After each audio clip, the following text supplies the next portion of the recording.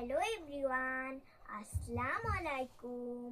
আমি সানাম সুলতানা। আজকের 25শে বৈশাখ, কবি গুরু রবীন্দ্রনাথ ঠাকুরের জন্মদিন।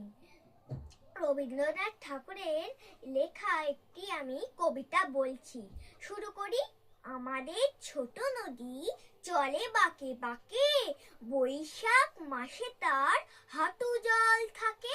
পার হয়ে যায় গরু, পার হয়ে গাড়ি, দুই ধার উঁচু তার, ঢালু তার পারে।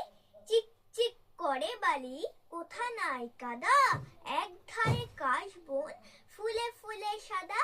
কিচিমিচি করে সেটা শালিকের ঝাঁক, শালিকের ঝাঁক।